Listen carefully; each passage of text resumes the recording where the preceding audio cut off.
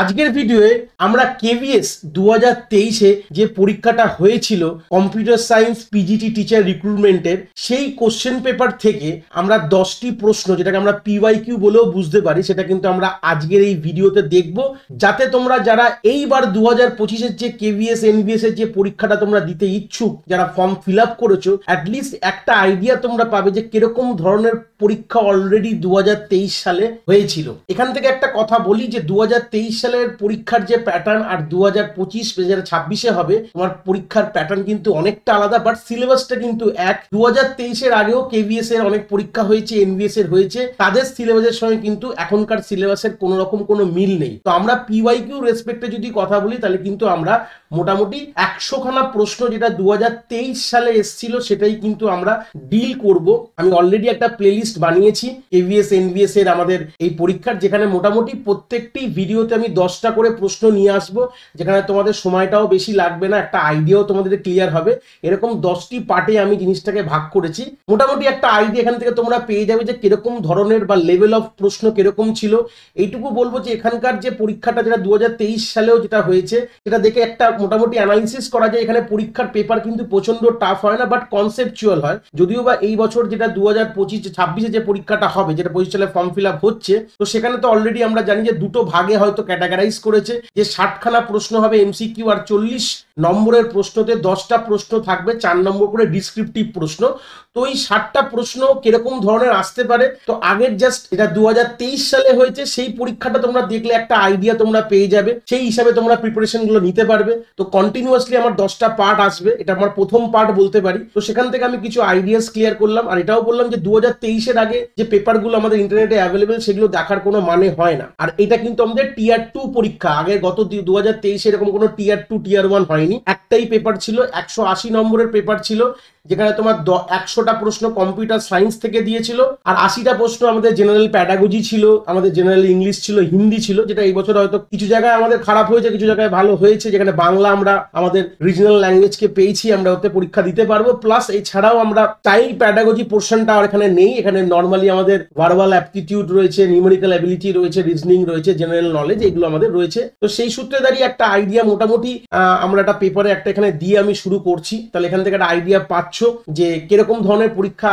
হবে এই বছর, সেটা তো অলরেডি আমি আমাদের নোটিফিকেশন ভিডিওতেই বলে দিয়েছি। বাট এই প্রশ্নগুলো দেখলে তোমাদের একটা আইডিয়া হয়ে যাবে, এবং তোমরা যারা ফর্ম ফিল আপ করতে চাইছো, কিরকম ধরনের প্রশ্ন আসে সেটা যেটা আইডিয়া নিয়ে সেটা তোমরা দেখে হয়তো ফিল আপ করতে পারো। তো যত আমাদের পার্ট আসবে, কোশ্চেনের লেভেল একটু হলেও কনসেপচুয়াল, একটু হলেও হয়তো একটু ভালো রকম দিকে যাবে। কিছু প্রশ্ন প্রচন্ড ইজি, একদম লেম্যান প্রশ্ন আছে, আর কিছু প্রশ্ন একটু ভাবতে হবে, তোমাদের অবজারভেশন থাকতে হবে। এই কথাগুলো বলে আমি শুরু করব, যাতে তোমরা অ্যাটলিস্ট একটা ওভারভিউ নলেজ পাও। এটাই আমি সেই জায়গায় আমি রাখার চেষ্টা করেছি। তো প্রথম প্রশ্নটা কি আছে, সময় নষ্ট না করে দেখি যে ISCII এর এনকোডিং স্কিমের ফুল ফর্ম কি বলতে বলেছে। এটা আমাদের মুখস্থর মধ্যে প্রশ্ন, যেটা Indian standard code for information exchange, যেটা আমাদের সিলেবাসটাও আমি এত ডিল করেছি নোটিফিকেশনে। তো সেই সূত্রে আমরা যদি সিলেবাসটাও গো থ্রু করি, তাহলেও কিন্তু এই পার্টটা রয়েছে। তাহলে আমাদের অ্যান্সার হয়ে যাবে B, Indian standard code for information interchange. ঠিক আছে, পরের প্রশ্ন বলেছে extract the octal equivalent of the binary number. যে বাইনারি নাম্বারটা দেওয়া আছে সেটা অক্টালে বলতে বলেছে। তো অবভিয়াসলি বাইনারি নাম্বার যেটা দেওয়া রয়েছে, আমরা 3 করে যদি এরকম পেয়ারিং করি, আমি দেখো হাইলাইটেড পেয়ারিং করলাম। পেয়ারিং করার পর ইন্ডিভিজুয়াল এগুলো 3 বিটে আমাদের এর সংখ্যা কি, অক্টাল সংখ্যা যদি আমরা উপরে লিখি 1 2 4 লিখি, সবার মাথায় 1 2 4 লেখো। তাহলে এখানে 2 + 1 3 হচ্ছে, এটা 1 হচ্ছে, এটা 1 2 4 করলে 4 2 6 হচ্ছে, এখানে 1 2 4 লিখলে তাহলে 4 আর 1 5 হচ্ছে। তাহলে অ্যান্সার হবে 5 6 1 3, যেটা কিন্তু আমাদের সি তে কিন্তু আমরা পেয়ে যাচ্ছি। তো এটা আমাদের নাম্বার সিস্টেম থেকেও প্রশ্ন দিয়েছে। আমাদের number system A to Z conversion রয়েছে, 4টে নাম্বার সিস্টেম রয়েছে। এটা আমরা অলরেডি সিলেবাসে আমাদের দেখিয়েছি, বাট এগুলো তোমাদের করতে হবে। এরকম ধরনের প্রশ্ন আসবে, সেটা একটা আইডিয়া এখান থেকে তোমরা পেয়ে যাচ্ছ। 2023 সালে যে প্রশ্নগুলো এসছে, এটা থেকে একটা আইডিয়া তোমরা পাচ্ছ, এরকম ধরনের প্রশ্ন তো আসবেই। সিলেবাসও এক্স্যাক্টলি ইকুয়াল রয়েছে, 19-20 হয়তো চেঞ্জেস কিছু করেছে 2023-এর সাথে 2025-এর, বাট মোটামুটি সবগুলোই কিন্তু মোটামুটি কভার করছে। কম্পিউটার সায়েন্স যারা 11-12 সিবিএসসি বোর্ডের টিচার রয়েছে তাদের তো জন্য কোনো অসুবিধাই নেই। প্লাস তোমরা যারা আইপি রয়েছে 11-12 এর পরে ইনফরমেশন প্র্যাকটিস, এই দুটো মিলিয়ে কিন্তু মার্চ করে এই সিলেবাসটাকে বানানো রয়েছে। কিছু জায়গায় একটু অপটিমাইজ করা রয়েছে, মানে কিছু জিনিসটাকে বাদ দেওয়া রয়েছে, তো এটাই হচ্ছে বেসিক আইডিয়া। তো 3 নম্বর প্রশ্ন চলে গেলাম যে অ্যাবজর্পশন ল আমাদের কোনটা ডিফাইন করছে। তাহলে অবভিয়াসলি অ্যাবজর্পশন ল কি বলে যে এক্স প্লাস এক্স ওয়াই যেটা এক্স হতে পারে, বা X into X plus Y যেটা কিন্তু এক্স হতে পারে। এটা প্রমাণ করা যায়, এটা আমরা বেসিক ল দিয়ে এটাকে ডিরাইভ করলেও করা যায়। যদি আমি এটাকে জাস্ট একটা করে দেখাচ্ছি, X plus X into Y রয়েছে, যদি এক্স কে কমন নিয়ে নেওয়া হয়ে যাবে 1 প্লাস ওয়াই, তো 1 প্লাস ওয়াই মানে 1, এটা প্রপার্টি অফ 0 1 থেকে আসে। তাহলে 1 এক্স ইন্টু 1 মানেও কিন্তু আমাদের আলটিমেটলি এক্স হয়ে যাবে, এটাও কিন্তু প্রপার্টি অফ 0 1 থেকে আসে। তাহলে অ্যান্সার কিন্তু আমাদের কোনটা হয়ে যাবে, 2 কিন্তু আমাদের কারেক্ট অ্যান্সার এখান থেকে হয়ে যাবে। ঠিক আছে, পরের প্রশ্ন একটা সার্কিট ডায়াগ্রাম দেওয়া রয়েছে, বলছে এটা কি ইন্টারপ্রিট করছে সার্কিট ডায়াগ্রামটা অ্যাকচুয়ালি। তো দেখো এখানে এক্স আর ওয়াই ঢুকেছে এরকম একটা রয়েছে, আর তারপর একটা ওয়ান কাইন্ড অফ এটা সিম্বল, এটা গেটের সিম্বল, এটা কি অ্যান্সার হবে? তো এটা কিন্তু আমাদের জর গেটের সিম্বল, এটা একটা জর গেটকে ইন্ডিকেট করছে, এটা কিন্তু আমাদের জর গেটের সিম্বল। তাহলে অ্যান্সার হয়ে যাবে আমাদের কিন্তু 3x জর ওয়াই, এখানে কারেক্ট অপশনে আমাদের 3 হবে। তো এটা হচ্ছে ইম্পর্টেন্ট কথা, এটা অর গেট না, এটা হচ্ছে জর গেটের গল্প। এক্সপ্রেশনটা এখানে ভুল আছে, বাদ দিলাম, এখানে এটা দেখতে হবে না।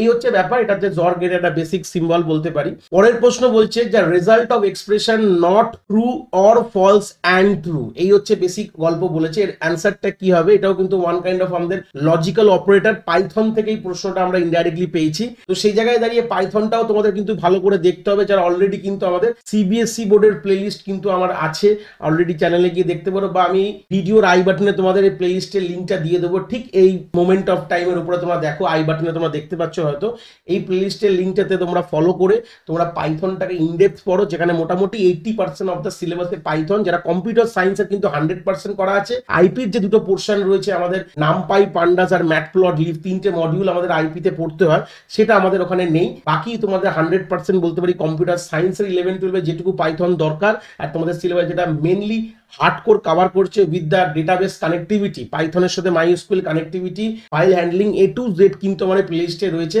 দেখলে তোমাদের আইডিয়া ক্লিয়ার হয়ে যাবে কিভাবে এই প্রশ্নগুলোকে উত্তর করবে। তো আমাদের প্রথমে জানতে হবে হচ্ছে প্রায়োরিটি বলতে পারি, বা অর্ডার অফ প্রিসিডেন্স বলতে পারি। তাহলে প্রথমে আমাদের নট আসে, তারপর অ্যান্ড, তারপরে অর। তাহলে অবভিয়াসলি তাহলে কোথায় ফার্স্ট হবে? তাহলে নট অফ ট্রুটা ফার্স্ট আমাদের সলিউশন হবে। তো নট অফ ট্রু মানে কি? ট্রু এর অপোজিটটা, নট অপারেটর কি করে, যা থাকবে তার উল্টোটা দিয়ে দেবে। ট্রু আর ফলস দুটোই থাকে, তাহলে আমাদের ফলস হয়ে গেল। তাহলে ফলস অর ফলস, আর এদিকে হচ্ছে অ্যান্ড ট্রু ধরে নাও। তাহলে এবার নেক্সট কে এক্সিকিউট হবে? অ্যান্ডটা এক্সিকিউট হবে। তাহলে ফলস অ্যান্ড ট্রু হলে কি হয়? Basic logical operation, false and true হলে দুটোই ট্রু হলে ট্রু হবে, নাহলে ফলস হয়ে যাবে। তাহলে এখান থেকে কিন্তু আমি ফলস পেয়ে যাব। তাহলে ফলস অর ফলস যদি বলি, তাহলে অ্যান্সার কিন্তু ফলস, যে কোনো একটি ট্রু হলে ট্রু হয়, আমরা জানি ট্রু এর অরের ক্ষেত্রে। এখানে দুটোই ফলস হলে অ্যান্সার ফলস, তাহলে অ্যান্সার কারেক্ট অ্যান্সার কি হয়ে যাবে? 1 ফলস কিন্তু আমাদের হয়ে যাবে। পরের প্রশ্ন বলছে dash is not a operating system, কোনটা অপারেটিং সিস্টেম না? এটা ওএস থেকে দিয়েছে, আমাদের প্রথম যে মডিউলটা রয়েছে কম্পিউটার সিস্টেম এন্ড অর্গানাইজেশন আমাদের সিলেবাসে, সেখান থেকে এই প্রশ্নটা এসছে। 1 নম্বর হচ্ছে ইউনিক্স হচ্ছে অপশনে, উইন্ডোজ, অ্যান্ড্রয়েড, মাইক্রোসফট অফিস। তো মাইক্রোসফট অফিস কিন্তু একটা অপারেটিং সিস্টেম না, একটা সফটওয়্যার, অ্যাপ্লিকেশন সফটওয়্যার। এই জন্য অ্যান্সার হয়ে যাবে 4 মাইক্রোসফট অফিস। বাকি সবগুলোই কিন্তু আমাদের অপারেটিং সিস্টেমের মধ্যে পড়ছে। পরের প্রশ্ন বলছে ওপেনিং আর document in Microsoft Word use which component, Microsoft Word যখন ওপেন করব কোন কম্পোনেন্টটা ব্যবহার হবে? এখানে 4টে অপশন রয়েছে, র্যাম, রম, বায়োস আর আইও বাস। দেখো এটা বেসিক কথা, যে কোনো সফটওয়্যার যখন আমরা রান করি বা ডবল ক্লিক করি, যখন ওটা সফটওয়্যার থেকে প্রসেসে কনভার্ট হয়, আর প্রসেস মানেই হচ্ছে আমাদের র্যামে আসতে হবে। কেন কি মাইক্রোসফট ওয়ার্ডটা আমরা ইনস্টল কোথায় করেছি, তোমরা যদি বেসিক আইডিয়া তোমাদের ক্লিয়ার থাকে, সি ড্রাইভ হতে পারে, বা আমাদের ডি ড্রাইভ, অনেক লোকেদের ই ড্রাইভও থাকে, আমি সেটা নিয়ে কথা বললাম না। এগুলো সবই কিন্তু হার্ড ড্রাইভ বা এসএসডির পার্ট। হার্ড ডিস্কের কথা বলতে পারো, কারোর মেশিনে হার্ড ডিস্ক থাকে, কারোর মেশিনে এসএসডি থাকে। তো এইগুলো হচ্ছে সেকেন্ডারি স্টোরেজ। আমরা যে কোনো সফটওয়্যার সেকেন্ডারি স্টোরেজে ইনস্টল করি, ওটাকে যখন আমাদের ডাবল ক্লিক করি, তখন ওটাকে আমাদের কোথায় আসতে হয়? আমাদের র্যামের মধ্যে আসতে। এটা বেসিক আর্কিটেকচারের কথা বলবো, র্যামের মধ্যে না আসলে এটা চলবে না। কেন কি সিপিইউ কখনোই আমাদের কিন্তু হার্ড ডিস্কের সাথে কমিউনিকেশন করে না, এটা বেসিক আইডিয়া। সিপিইউ সবসময় সবসময় র্যামের সাথে কমিউনিকেশন করবে, সেখান থেকে তারা প্রসেস নেবে, নিয়ে এক্সিকিউশন করবে, তাহলে অ্যান্সার হয়ে যাবে 1 RAM কিন্তু হয়ে যাবে। এটা কিন্তু একটা কনসেপচুয়াল প্রশ্ন দিয়েছিল, ডাইরেক্ট ইজিও না, কেন কি মানুষ ভাবতে পারবে না কোথা থেকে কি লাগবে কম্পোনেন্ট, তো এই সূত্রে আমাদের এটা কিন্তু একটা কনসেপচুয়াল পার্ট অফ প্রশ্ন দিয়েছিল আমাদের সেম কম্পিউটার সিস্টেম এবং অর্গানাইজেশনের যে পোর্শন থেকেই প্রশ্নটা এসেছিল। পরের প্রশ্ন বলছে কালেকশন অফ 4 বিট, 4 বিটকে কি বলা হয়? এখানে গল্প ক্লিয়ার হবে। 4 বিটকে আমরা 1 নিবেল বলি, 8 বিটকে 1 বাইট বলি, 1024 বাইটকে আমরা বলি 1 কিলোবাইট বলি। এইভাবে আমাদের 1024 কিলোবাইটকে 1 মেগাবাইট, 1024 মেগাবাইটকে 1 গিগাবাইট, এইভাবে চলে। তো 4 বিটকে বলা হয় নিবেল বলা হয়, আনসার হবে 3, নিবেল হচ্ছে কারেক্ট আনসার। পরের প্রশ্ন বলছে লিস্ট ক্যাপাসিটি মেমোরি ইউনিট, সব থেকে কম ক্যাপাসিটি মেমোরি ইউনিট এই চারটের মধ্যে কোনটা আছে এই প্রশ্ন করেছে। এমবি, কেবি, জিবি, টিবি। তাহলে আমাদের এখানে তলায় এক্সপ্লেনেশনও লিখেছি, সব থেকে কম হচ্ছে নিবেল, তারপর হচ্ছে বিট, বিট তো সফটওয়্যার বিট বলবো না, এটা বাইট বলবো, সরি। তো বাইট তো 01 বাইট বলা হয়, তো 4টে বাইটে আমাদের, সরি 4টে বিটে আমাদের নিবেল হয়। 4 বিট ইজ ইকুয়াল টু আমরা নিবেল বলতে পারি। তাহলে 8, এখানে এবার বাইট হচ্ছে আমাদের 8 বিটে 1 বাইট হয়। তারপরে হচ্ছে আমাদের 1024 বাইটে 1 কিলোবাইট, তাহলে সব থেকে হিসাবে কিলোবাইট ছোট, তারপরে মেগাবাইট, গিগাবাইট আর টেরাবাইট, তাহলে অ্যান্সার হয়ে যাবে হচ্ছে 2 কিলোবাইট। তাহলে এই হচ্ছে বেসিক আইডিয়া। তো পরের প্রশ্ন এবং অন্তিম প্রশ্ন এই ভিডিওর জন্য চলে এসেছি, which of the following is not a hardware? কোনগুলো হার্ডওয়্যার না? প্রথমে কিবোর্ড, প্রিন্টার, অপারেটিং সিস্টেম আর মাউস রয়েছে।